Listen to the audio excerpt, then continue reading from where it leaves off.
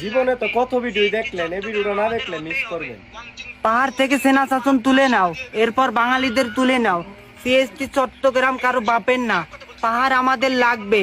CST Chittagong আমাদের হতেই হবে। ওয়াং চিং পং চু চিং চাং পাহাড় তোমার সাথে দিয়ে দেবো। এই নয় সাহেব, খারাপ কথা বলতেছেন কেন? আপনি ক্যামেরাম্যান না? অন শট আছে, বুঝতেছেন না? আপনি কুল। ঠিক আছে, আর বানানোর কথা খবর কন। পাহাড় আমাদের লাগবে, পাহাড় কিন্তু উইন্ডাই তুমি আরেকবার কইলি। শালা উইরা জুইরা বইয়া বড় বড় কথা মারাও না, তখন দিন থাকবা দিছি তখন ভাগ্য কপাল। শালা নয়ন সাহেব কুল, আপনি ক্যামেরাম্যান, ভিডিও করেন। আমি প্রশ্ন করতেছি, সমস্যা নাই, হবে, একটু পরেই হবে। ওকে। তো ভাই, আপনার আদি জন্মস্থল কোথায়? আমার আদি জন্মস্থান মায়ানমার। ও আচ্ছা, মায়ানমারে। আচ্ছা, মায়ানমার থেকে বাংলাদেশের পাহাড়ে আপনি কি ভেসে এসেছেন না উড়ে এসেছেন? হয়তোবা বেশি এসেছি, নয়তোবা উড়ে এসেছি। ও আচ্ছা, বুঝতে পারছি। আপনি ভেসে আসেন অথবা উড়ে আসছেন তো? হ্যাঁ আছি। আচ্ছা, বাংলাদেশের পাহাড়ে আপনাদেরকে জায়গা দেওয়া হয়েছে তো? হ্যাঁ হয়েছে। আচ্ছা, বাংলাদেশের সরকার আপনাদেরকে বাংলাদেশের নাগরিকত্ব দিয়েছে তো? হ্যাঁ দিয়েছে। এখন আমার প্রশ্ন হলো, আপনারা উড়ে এসে জুড়ে বসে কোন অধিকারে, কোন ক্ষমতা বলে পাহাড় থেকে বাঙালিদেরকে বিতাড়িত করতে চাচ্ছেন? আমরা বাঙালিদের সাথে বসবাস করতে স্বচ্ছন্দ বোধ করি না। বাঙালিদেরকে আমাদের সহ্য হয় না।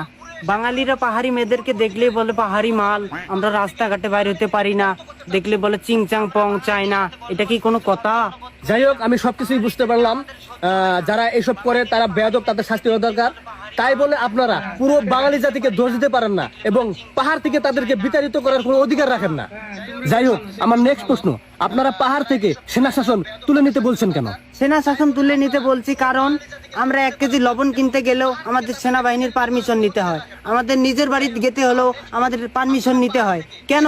সিএসটি চট্টগ্রাম আমাদের। আমরা স্বাধীনতা চাই। পাহাড় থেকে অতি শীঘ্রই সেনা শাসন তুলে নিতে হবে। সেনা শাসন তুলে নিব না। শালারা নিরাপত্তা কেরা দিব? তারা দিবে টুরিস্টদের যায়, নিরাপত্তা কেরা দিব? তা বাদ দিব। শালা হাজলামি করাস? হ্যাঁ, তোরা ঘরের মধ্যে যাবি, তখন অনুমতি নেন লাগবো না। হ্যাঁ মানি, কিন্তু তোরা যদি লবণের পরিবর্তে বোম নিয়ে ঘরে ঢুকস, পারমিশন লাগবে না তখন।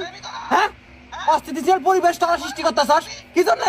উইরে জুইরে বইয়া তেলে জলে খাইতেছ, গাত লাগে না, নে জুম চাষ করস, সার লাগে না, তেল লাগে না, কিছু লাগে না, ফিরতে ফিরতে আবাদ করস, খাস দাস তোর বিজমছে হাজলে বিকরস।